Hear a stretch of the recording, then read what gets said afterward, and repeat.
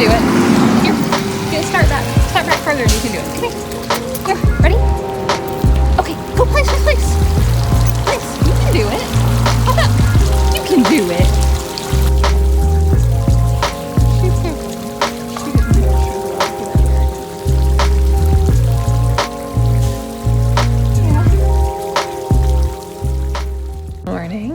So since Barabee has her hair completely like shaved in her body and everything, I don't have to hair dry her or whatever, force dry her. So she just had a bath and she's gonna go on the porch just like a regular dog. So it's crazy. Goodness, it's bright. So she's had her hair growing out since she was a baby. So it's been literally probably around 3 years since we've just been able to not have a hair dryer. Because I think I started force drying her in October of 2019. But I love it. And I'm pretty sure she loves it too. Let's see, you wanna put your glasses on?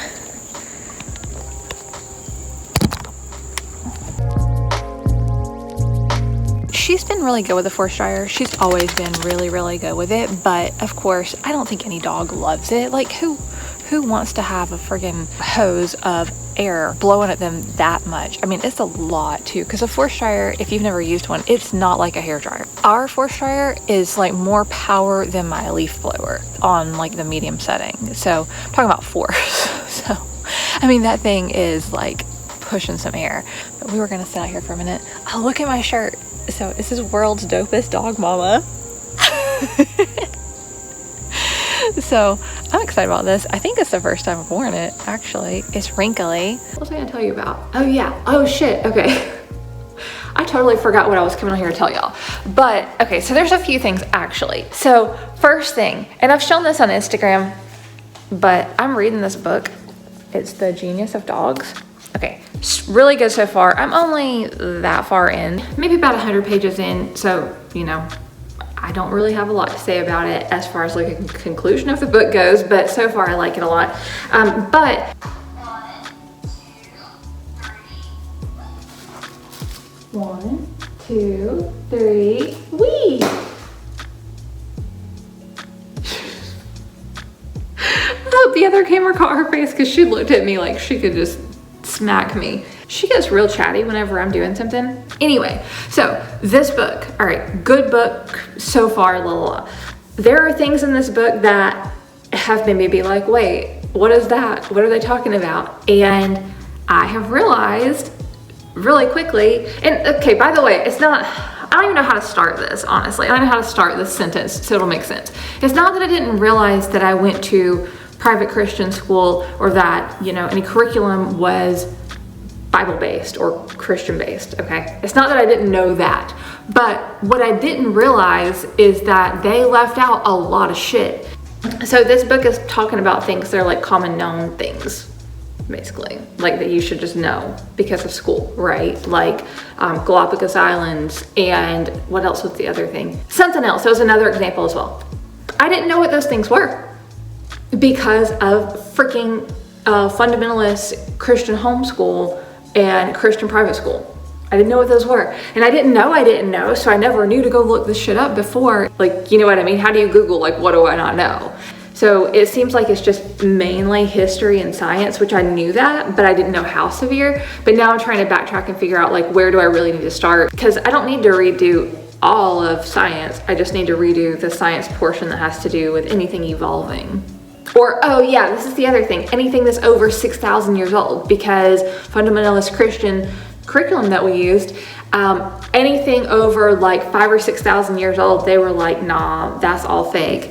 And so, yeah, seriously, it's a shit show. It's kind of been an emotional roller coaster, and it sounds so stupid whenever you say it, but y'all have to think about how stupid you feel if you found out something like basically history and science, like all your history and science that you learned was either some stuff was fake, like changed. And I don't want to say that it was fake history, but yeah, it's kind of fake history. Future me popping in for a second. So I want to expand a little bit on what I mean by fake history and like messed up science. So they weren't teaching like fake history in a sense of it wasn't real history. It was just they focused very heavily on Christian, like evangelical history and like seriously y'all, like missionaries and stuff like that. So it was a lot more heavy focus on that and not really like what I call actual history.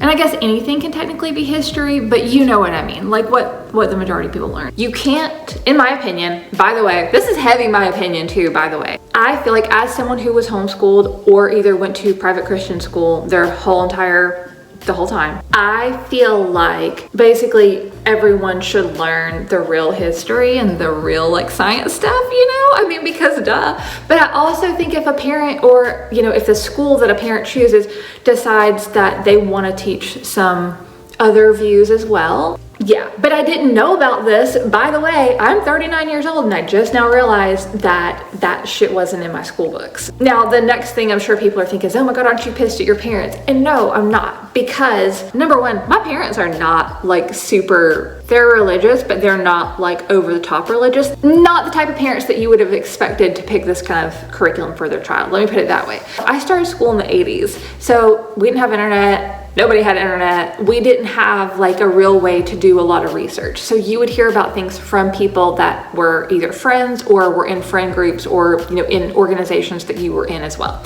So because we did go to church, the people that my mom knew recommended the, I almost said the software, the curriculum that we used. And it was very like common to use that. That was probably one of the first ones that was like readily available. Back whenever I was a kid, you learned about shit from word of mouth. So like no one, and also if people believe what it is, they're not going to see a problem with it. So they're not going to be like, yeah, so it doesn't teach evolution.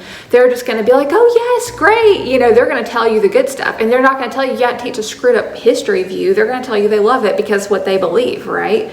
Or what they're cool with, whatever. So I don't blame my parents at all. And also I will give my mom the other little added boost here. Whenever we were reading stuff, I do remember her being like, yeah, that's kind of like not really it. And she would go ahead and like say an additional thing, or like she would skip some of like Bible verse stuff, because seriously, there was like Bible verses in each subject for each thing, multiple sometimes, like it was a lot. So sometimes my mom would just be like, skip that stuff. So, I mean, she wasn't trying to make it be like fundamentalist Christian school. It just happened to be. And like, we were the weird homeschool family because we didn't dress like everybody else. Like a lot of times in homeschool communities, back whenever I was growing up in the area that I grew up in, a lot of times it would be people, very like strict dress code, like ankle dresses or whatever they're called, like dresses down to your ankles, like, you know, really high neck stuff. I mean, honestly, like not quite Amish dressing, but kind of along those lines. But we were not that way. My mom was not that way. And I wore like kid clothes. Like I didn't wear, you know, dresses down to the floor and shit. So, yeah, like I always wore like just kid clothes, like shorts and t-shirt and whatever, you know. All that tell y'all, we were not that type of family, but that was the type of curriculum. I think they picked it because it was the best option at the time and they didn't know. So I don't know. I find it a little bit unfortunate. Yeah, look how quick Fairy's hair dried. Her hair is mostly dry now and she's curly. Look how curly her whole body is.